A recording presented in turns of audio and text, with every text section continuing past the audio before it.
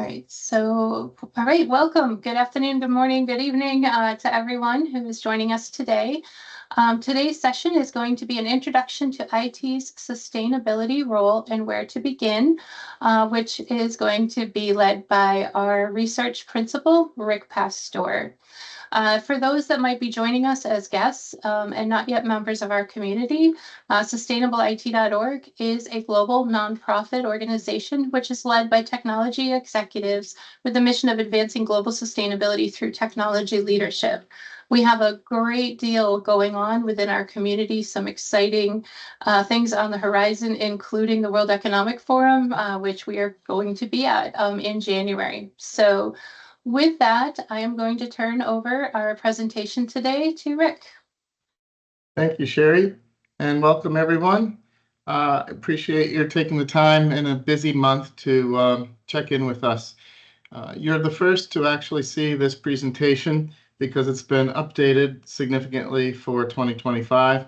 So we're on the verge of an exciting new year, and we've got a lot of different irons in the fire that you need to be aware of because they are directly related to helping your organizations accelerate momentum or even, get started from a basically standing position, which a lot of organizations are doing. But we like to start with, what do we mean by sustainable IT? Other than the organization, as a concept. It really is the strategic leadership of your enterprise technology to minimize any negative impacts and maximize the positive impacts that it has not only on your business and the top and bottom lines, but on the environment and society. And if you take a look at this Venn diagram, you see the environmental, social, and governance pillars that are typical of the way ESG sustainability is described globally. But what we've done is layer in 12 key characteristics for the IT organization. So this Venn is tailored to IT as a function and as a driver of sustainability for the business. So you'll see some things we'll refer back to as we talk about what people are doing. The environment is obviously a carbon neutral or green IT infrastructure, as well as IT operations. And a key component of that is emissions, of course, and energy consumption. But also, we can't forget that companies are moving to a circular life cycle for their products, and that includes technology and the elimination of e-waste. As we go around the circle clockwise, you see some overlapping areas with social. Digital resiliency is a major strategy for dealing with climate disruption and security challenges. And IT is at the center of that and always has been. But this is also considered actual social sustainability, so we included it here. Then you'll see key levers for IT in the social circle, which is the accessibility of the technology and designing technology from the outset to be inclusive of various types of stakeholders that may not have been part of the calculation and design in the past. And that's critical social sustainability. Moving even further toward governance, you start to see the future of work, which was a popular concept in the last decade, where MIT talked about how we can ensure a valuable and prosperous future of work for employees, knowledge workers particularly. And this is more important than ever because of what AI and generative AI is predicted to do to the workforce.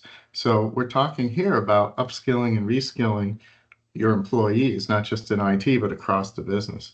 And as you bring AI in a responsible and sustainable way. And then governance specifically is bread and butter IT.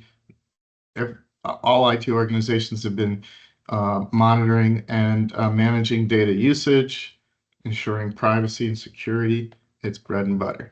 But let's, build that out and look at the governance around technology innovation and thinking about it not just from a market impact or a competitive edge, but also how does it affect the environment and your social network.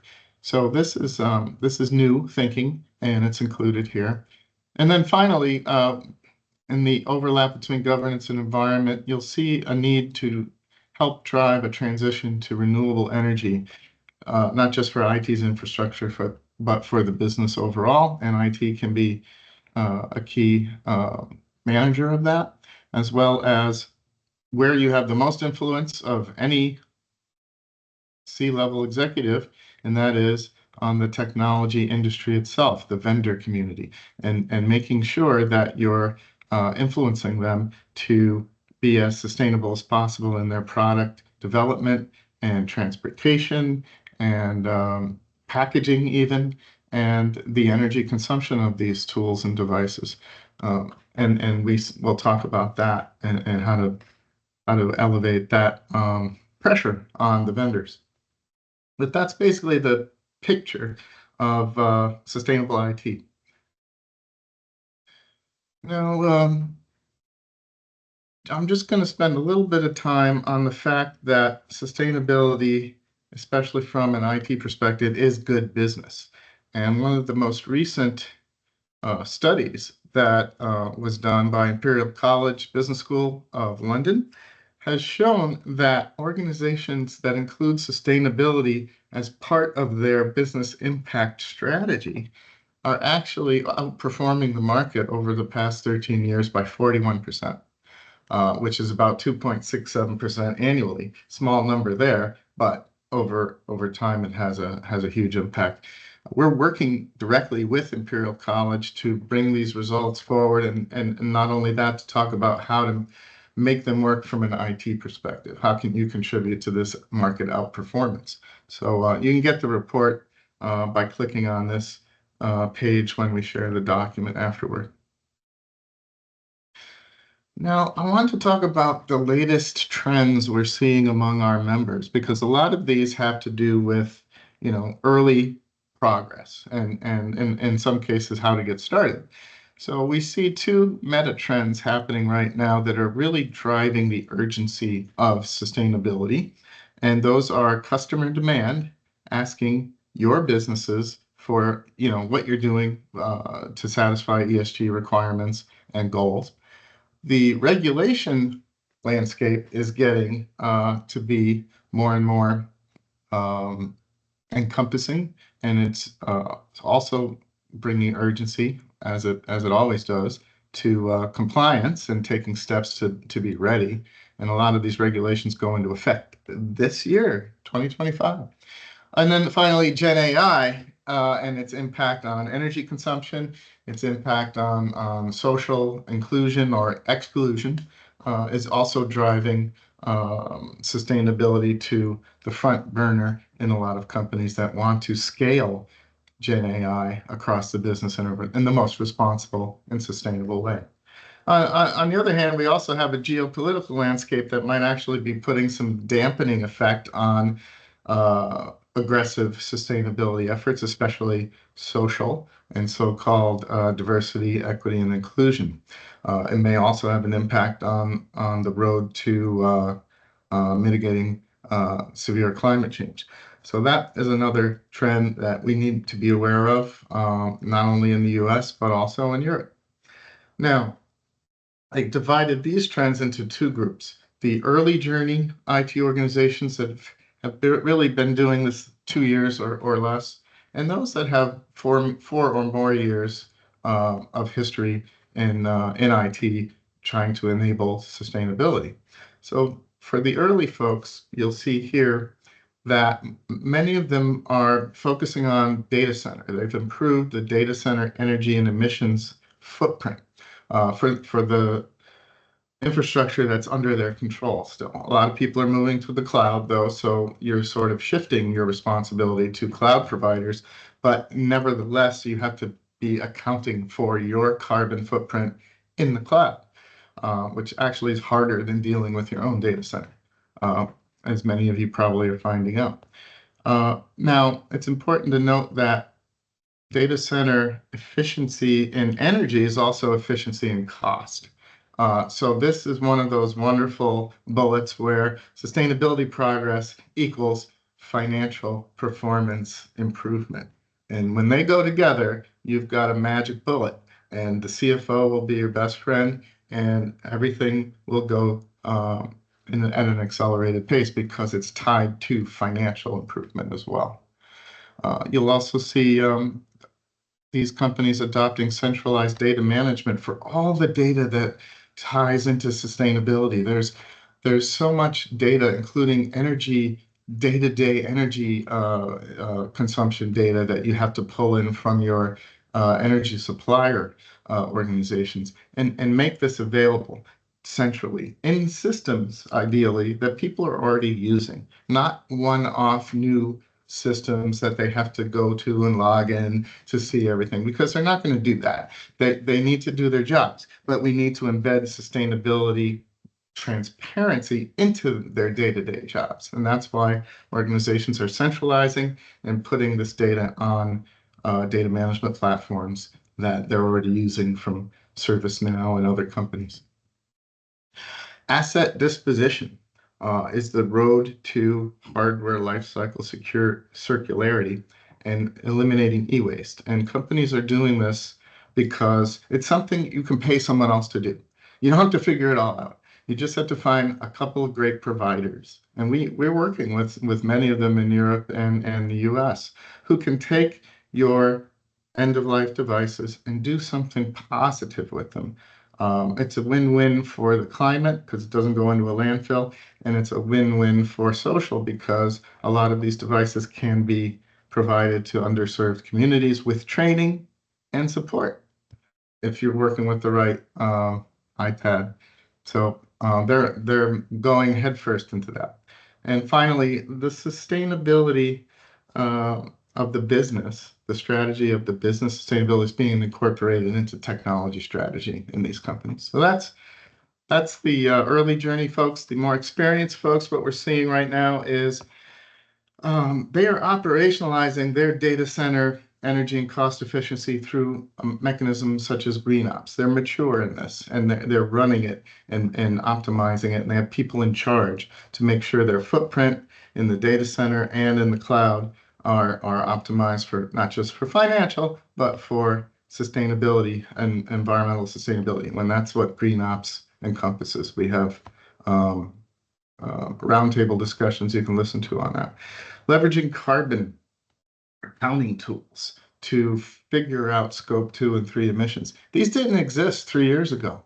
You had to get all this data from different vendors, and it was all averages that weren't, specific to how you use the tools. But now there are these carbon accounting tools and databases that have minutia on all of these pieces of equipment. And not only that, they can tell you the carbon factors if they're deployed in Iceland or if they're deployed in Iowa or anywhere else. So you can bring this data in. You have to pay for it in many cases, but it's worth it. You bring this data in, put it under the budget for compliance, and you can inform the rest of the company, and you can spot spikes that need investigation, and you can record your progress in lowering everything.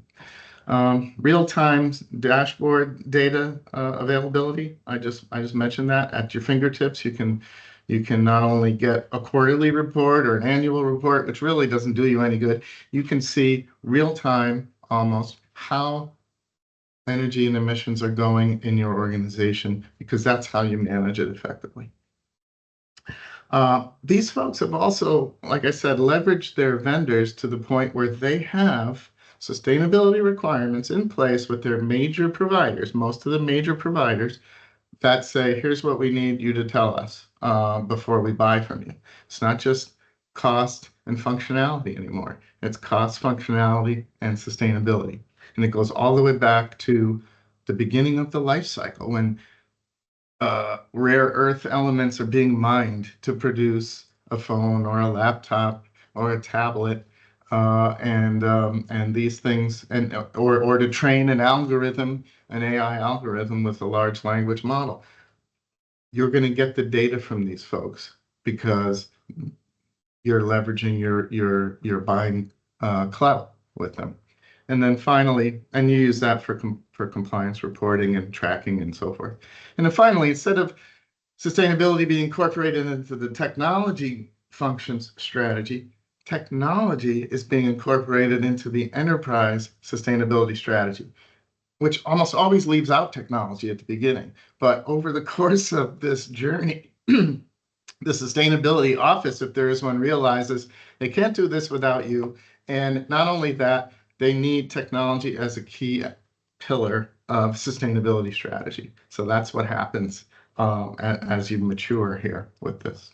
Hey, Rick, we have some curiosity in the chat. Can you just take a second and explain where these trends came from and how we got them and what's to come with that?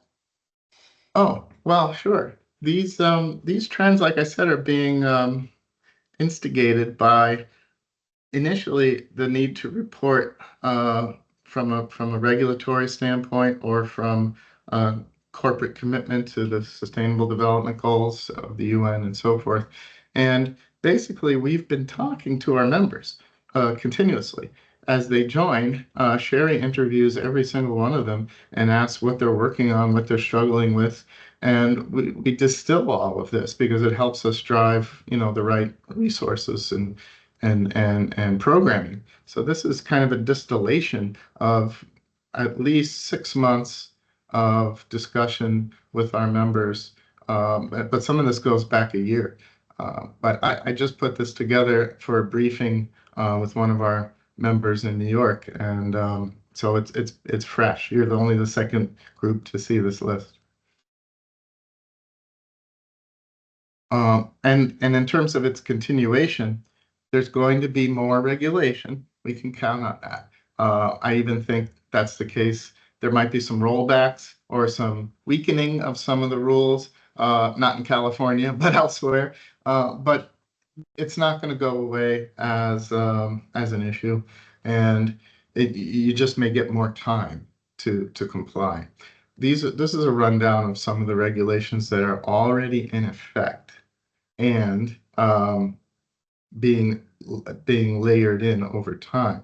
The EU has the most, but you'll see that I've flagged for some of these. IT has a central role. It's not just, hey, here's the data we found and you deal with it. IT has a role to help with compliance directly in many of these areas.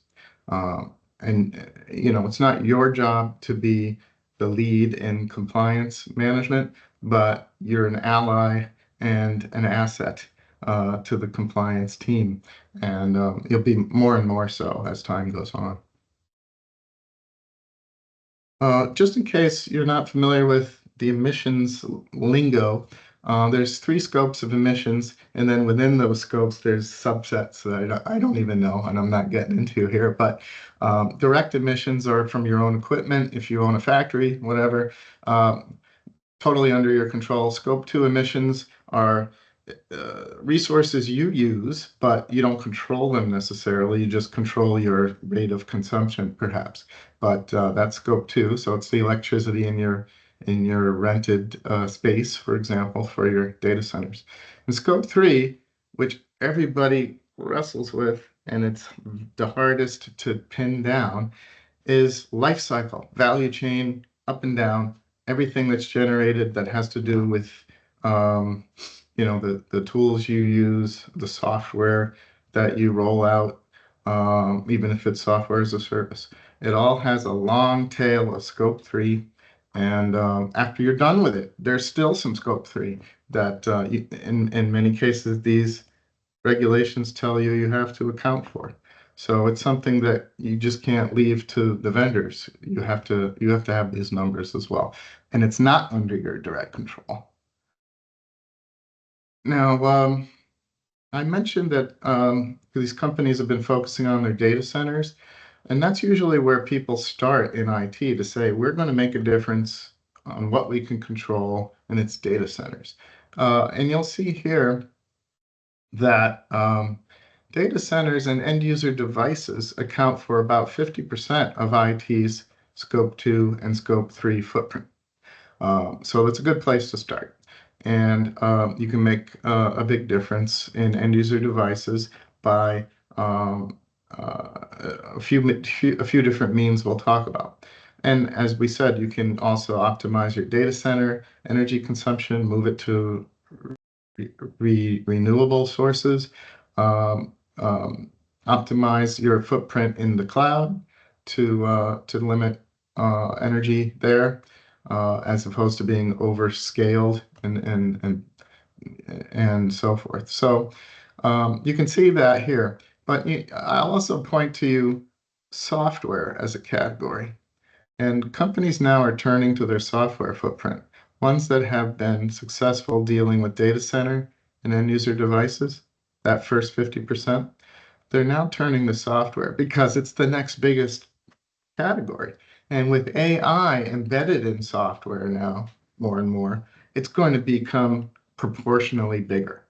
And it's hard. It's harder than hardware. But there are companies that can help assess your software portfolio footprint.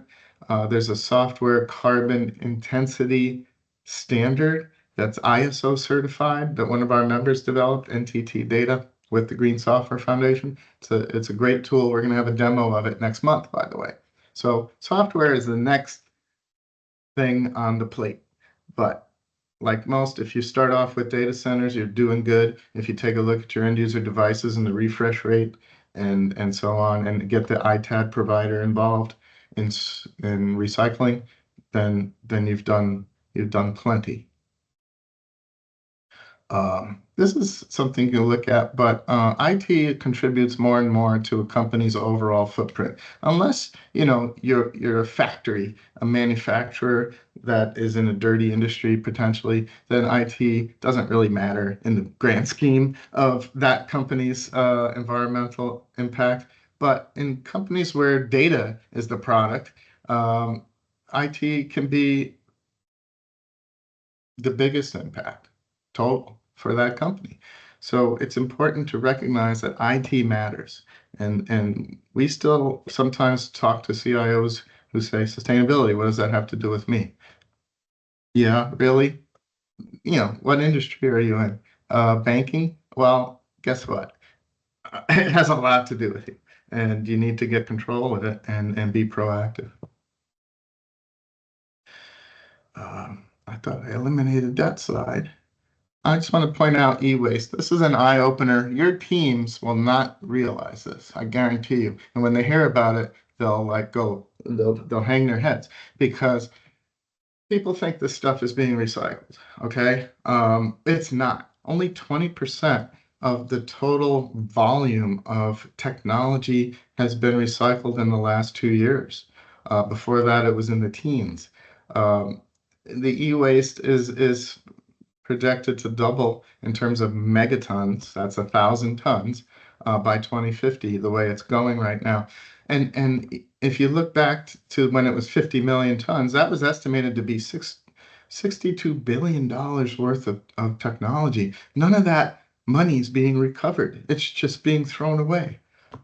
So it's financially horrifying and it's environmentally horrifying. And this is low-hanging fruit for IT. You can make a big difference in this. You could get, reasonably speaking, half of your stuff that's being cycled out of your business in 2025. You can get half of that donated, recycled, refurbished, resold, or broken down to reusable components easily with a good IT asset disposition program.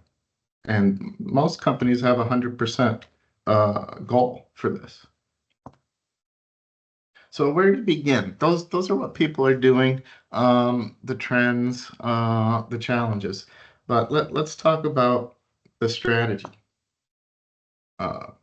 We've seen, again, by talking to our members and other experts that are working with IT organizations like Deloitte, who is a partner of ours. There's a set of six basic real-world best practices that we see over and over and over, and it drives momentum. There's two tracks, though. One is on the top, in IT, in the IT function, looking inward and saying, how do we make our IT organization sustainable itself? And the second track is across the enterprise. This is how IT makes the business more sustainable and helps them achieve their sustainability goals. These two tracks are in sync. They have to be done simultaneously, unfortunately, and they reinforce each other. So the first set of best practices is education within IT. What is our footprint? How do we contribute to the problem? How can we make a difference? When this education happens, the IT staff, over and over, we've heard this, suddenly wakes up and says, oh, geez, I never realized this. How can then I make a difference in my role? They will come to the managers and ask, and you need to have an answer for them because you're getting basically a volunteer squadron of sustainability advocates and actors, and you want to put them to good work on some of the things we've been talking about. But don't assume they know this already. Don't assume they're seeing this in the news because nobody's talking about the IT footprint, unfortunately, except maybe when AI comes up. They need to have some basic education on this. And we'll have some programs, by the way, in the coming year that can help. Now, in the business track, one of the first best practices is basically for IT to go to the compliance or sustainability teams in your company and basically ask, where are you getting your sustainability data? And how are you getting it? And chances are, in most cases, they're getting it manually. They're pulling it from various locations. It's incomplete. They're probably uncertain that it's accurate, and it's taking a long time. So what can IT do? Offered to automate it in some way and improve it. And instantly, IT becomes a partner and an enabler where it may not have been. They're not going to think of you guys automatically. They just don't. You're not on their radar. I don't know why, but you're not. And they may say, this data sucks, I need IT, but that's, are they going to come and bother you? They know you're busy. So bring yourself forward. That's what we see people doing, and it works. In the middle, we talk about IT having its own ESG credibility. You can't be an advisor without having walked the walk. So that's why IT measures its material impacts, particularly data center and device emissions, and focuses on hardware circularity, the low-hanging fruit that I mentioned. And then you take credit for what you're doing. You're already doing this. You're already consolidating and optimizing and hopefully recycling. Take credit, show that there's been progress over baselines, even if you have to estimate the previous baseline. And then what you're going to do next. That's credibility. That's doing more than 50% of other companies in the world. Okay, so take credit. Establishing ESG data management, that's what I talked about, getting that centralized management platform so that you can bring all that data together for your stakeholders, for your organizations.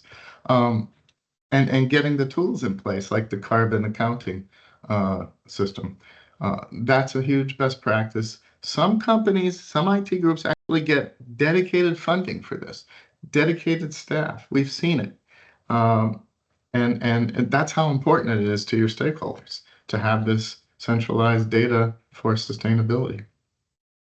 Then finally, at the end here, what we're seeing IT do for itself is to adopt standards for consistent measurement. Everybody needs to be measuring the same thing, reporting it the same way, tracking it. And IT didn't have any metrics for sustainability, except for maybe cybersecurity related incident reporting and that sort of thing.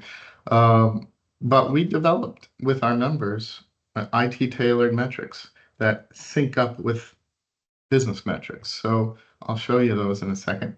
And then embedding ESG principles into architecture and operations for the business. Okay. Right now, you're in a mitigation standpoint. Everything you've already put in is not optimized for sustainability, except maybe some Energy Star hardware that you may have put in. And you have to go around and deal with that after the fact.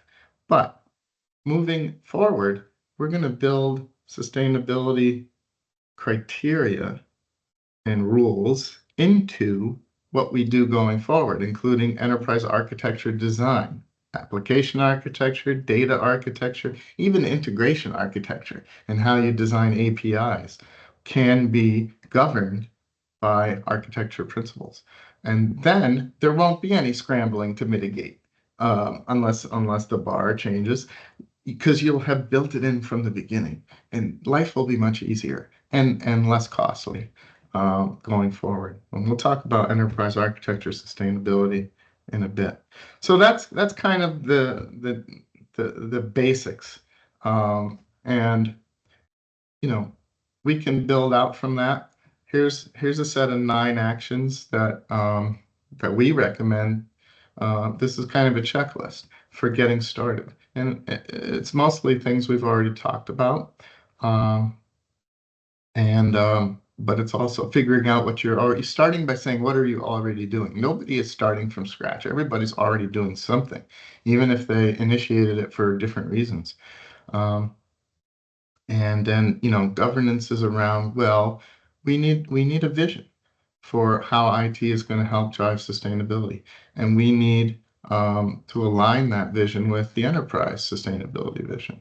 Number 3, we need to assign some responsibility for this. Executives, sponsorship, team leads, those people who volunteered and said, I want to make a difference.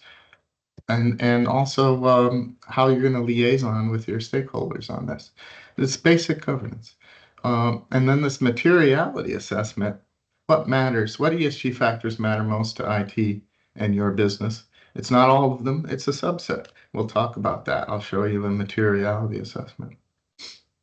And then measuring, starting with energy consumption, which converts directly to emissions.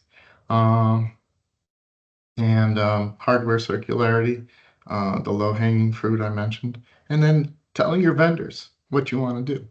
They need to know. They need to hear it. Maybe they can help. They may already have a great framework for hardware sustainability that they can share with you. So don't keep this information away from your vendors. Work with them directly, and because they're in the same boat.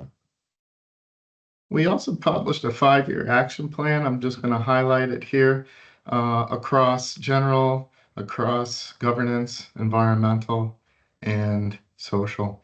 And basically, year 1 is a year of discovery and initiating some programs, the low-hanging fruit programs.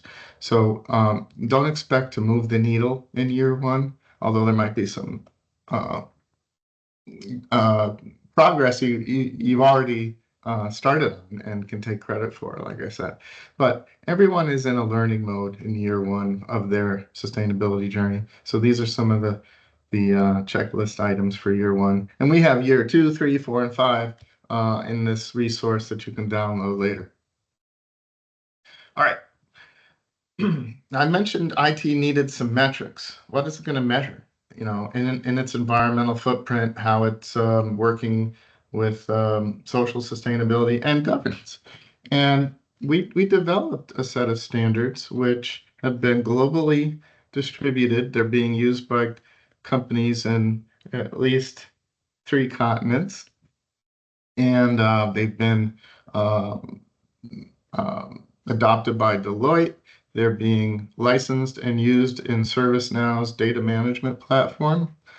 So they're getting around, and they were developed by you, not some experts that don't know IT. So you'll see that there's some obvious stuff in here.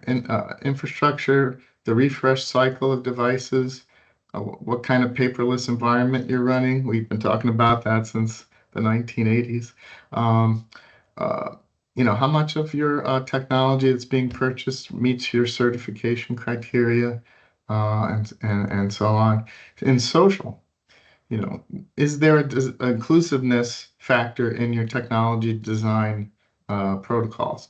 How are you testing new technology for diversity and inclusion? These are just approaches. They're not necessarily quantitative metrics. And then governance. What are you doing to reskill automation displaced workers? Uh, is there digital resilience in for your value chain and not just your on-site equipment? Uh, so all of these are topics, and then we explode those topics into actual metrics, which you see in this visual landscape. It's kind of a poster, really, that you can download and print out in large format. Um, Environmental, you'll see, has the most metrics, and then governance and social up here in the corners. But I'll just show you a zoom in on that. We've coded everything uh, for ease of use, but you'll see that there's nesting. So you start with sourcing, and then you're talking about software and hardware, and then you break that open and you look at percentage of vendors meeting your requirements. The people are counting percentage of spend that are going to sustainable sources, and so on. You can also interact with this on our website by clicking and cascading downward on any of these topics into metrics, and you'll see the actual unit of measure, kilowatt hours. These are all standard. This is what everybody's using. We didn't make up anything new. And if you've never heard of power usage efficiency, which is a European reporting standard, you can click on the information bubble and it'll explain it. Also, which your company may be using the GRI standard or SASB standard for reporting from the Sustainability Office, and we map IT's metrics to those wherever they're relevant. And lastly, if you go back to this, there's 240 different metrics there. You're not going to use those. You're going to use about 60. And you can even narrow down further by doing this materiality assessment to show the most important metrics to stakeholders and the highest potential business impact of those metrics. And it turns out the ones in this grid, this quadrant, are probably your highest priority. This is an example, though. This is not necessarily for your company, and we're not telling you these are the most important ones, but you can do an assessment like this, and you can narrow down your focus. And don't get overwhelmed, and don't try to do everything. Like they said, also, don't wait until your data is perfect for sustainability before you start acting on it, because it'll never be perfect. Just get started. That's the key that we hear over and over. All right. So that's how to get started. And now I'd like to use the balance of our time to talk about how to get better at those things, because we have published some interesting research and findings and tools over the last year that we want to make you aware of if you're not already taking advantage of it. Sherry, is there any further questions about what we've talked about before I go on? Not so far. Okay. All right. What's getting in the way? A lot. These are the top hindrances to IT sustainability success based on a study we did in September of our members, not the general public, our members. So cost, you'll see that the number one, if you picked this as your number one, it's green. If you picked it as your number two challenge, it's blue. Number three is dark blue. But when you look at the height of the stacks, it's pretty clear that cost and budget constraints seem to be getting in the way the most, and followed by measuring and applying the metrics that we have. You have the metrics, but applying them to the actual real world scenarios is a leap, and it's difficult to do.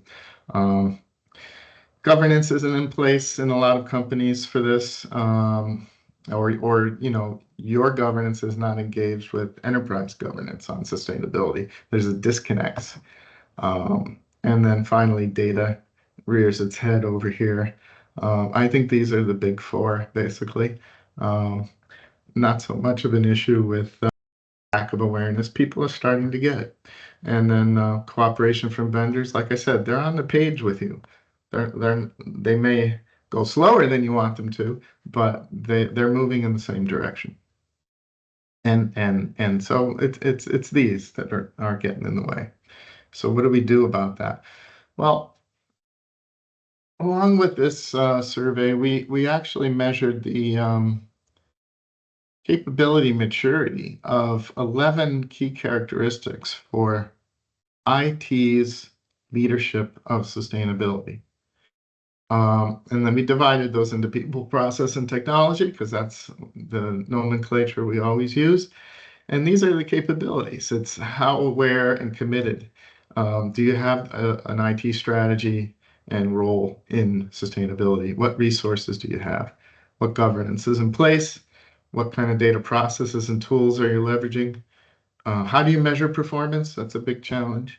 Good old-fashioned change management, it rears its head here too. Procurement, how are you working with your vendors? And then in technology, the enterprise architecture, do you have guidelines for sustainability built in? Probably not. And if you do, they're probably not as mature as they need to be. And then infrastructure management. Are you managing infrastructure for environmental sustainability, social, and governance?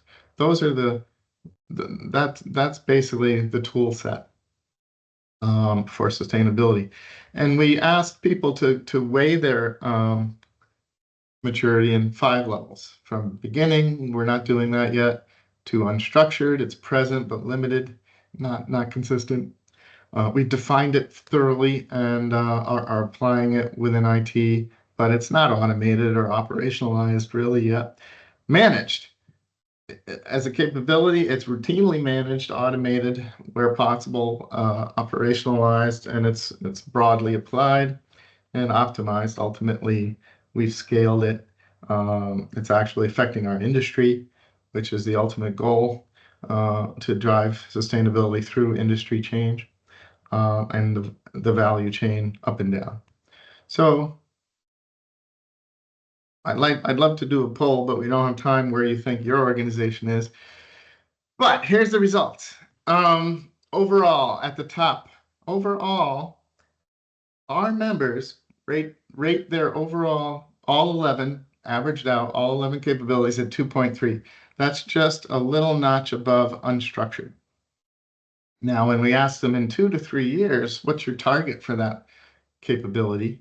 How do you want to advance it based on what you're planning to do? Where do you think you'll be 2 to 3 years? They picked average 3.7, which is here. It's below managed but above defined. 3.7. So that's beginning, unstructured, defined right in the middle, managed, optimized. Now, if you thought you were way behind everybody else, welcome to this good news, because you're not. Everybody is basically unstructured here in their maturity, driving sustainability, and you're all learning together. You're all rowing forward, okay? And you all have ambition to be better. And it's realistic. It's a realistic ambition. It's about 1.5 levels of maturity up, okay? It's not, jumping from beginning to optimize. That would be unrealistic, because these are systemic changes that require a holistic approach. They just can't be, here and here, we fixed it, now we're great. That's not the way that sustainability works. So let's look at the gaps here. So awareness is the top maturity area. That makes sense, because you start there. And having a good strategy and role is pretty good too. You fall off a little bit on resources. The process capabilities are all pretty much the same. They're a little bit better than unstructured, definitely not defined fully. So we're working that. And then over in technology, it's not good news. Enterprise architecture is an outlier of low maturity here. It's below the unstructured level, and those factors, those principles are not embedded yet, and they need to be because again, this is your insurance policy for future sustainability. And then infrastructure management overall is pretty similar to the process level. There were some correlations with the more mature. So if you look at the top third of our respondents, they scored 3.3. So they were above defined on their way to managed. That's the top third in our study. The bottom third scored an average of 1.4, which was about halfway between beginning and unstructured. Okay, so how do they differ besides numerically? Well, here's good news. The top third organizations, they had a longer tenure of sustainability programs in their corporations, over 10 years, almost 11 years compared to the bottom third, which have only been striving for sustainability for a little over 3 years. So if the corporation is made an early commitment and has developed its program over time with or without IT's involvement, IT tends to be stronger as a partner. That makes sense, which also is good news because you're going to grow with the business over time. Now, the lowest third, oh no, this is IT sustainability programs. So this is not corporate, this is within IT, a formal IT program. The most mature have had a program close to 4 years. We were showing that earlier. So it makes sense that they outshine the bottom third because they barely had a program for a year. Okay, so these are benchmarks, and you can put yourselves in place of these if you know the history of your internal and enterprise sustainability efforts. Another correlation is what's motivating the business. The lower third mature IT organizations were 5 times more likely to be driven by reactive motivators, trying to drive costs down and comply with regulations. Uh, uh, but our top third mature IT organizations were far more likely to be driven by more systemic motivations, such as strategy to compete and drive innovation, open up new markets, or they're trying to change the culture and drive new values into the culture going forward. And then finally, they're even thinking about transforming, not just the enterprise, but their industry and market. So that's a transformational motivation. So the bottom three are far more associated with high maturity in capability. And the top two, the more reactive, less strategic, less transformational, were focused associated with the lower maturity. And I think that's because the lower maturity, we already know they're just getting started, but these are kind of the initial goals, right? These are kind of the bring people to the table. We've got to comply. We've got to cut costs, and we've got to do these things. So let's get started. But then these transformational and strategic motivators may be coming along a little later to the attention of the business, certainly to IT. And these companies have been at it longer, so they're more mature. Well, that's how I see this correlation. And lastly, this is pretty simple. The top third mature companies are deploying technology at a greater rate, twice the rate actually of the bottom third. And I'll tell you what I mean by technology, sustainability technologies. So leveraging these tools is far more associated with maturity, higher maturity than low maturity. What tools am I talking about? Carbon accounting tools I mentioned. These are the percentages of respondents who say they have or are deploying these specific technologies. 80% carbon accounting, 73% are working with green computing infrastructure. I lost my asterisk, but that includes certified green software and certified hardware for energy consumption. 70% have deployed environmental monitoring for data centers, for example. 70% are working with a data management platform for sustainability. Like I mentioned, ServiceNow is one, and they use our standards in theirs. And then it starts to tail off a little bit, but and you get a little more specialized. But if you're not investing in these technologies and these certifications, then you're kind of out of step with even the lower mature companies. But like I said, the highest maturity companies are deploying this stuff at a higher rate. So it's associated with effectiveness. Now, we also asked, we made a list of 11 actions and asked our respondents to this survey, which ones have had the biggest positive impact? And these are the top 6. So training and educating, not just in IT, but across the business. Number 1, the tools we just talked about. Number 2. Number 3 is finding sustainable budgets. And number 4, finding dedicated staffing. And that's difficult. It's not a requirement. Some people say they shouldn't be dedicated IT staff to sustainability. It just should be part of everyone's job. Ultimately, it will be. Even sustainability officers say they're looking forward to when they're no longer needed because it's part of everybody's strategic operative approach to their jobs. Regulatory guidance is helpful. It's also a good motivator, as we mentioned. And really working well with your technology vendors. They're an asset for sustainability in many cases. So taking advantage of that also drives success.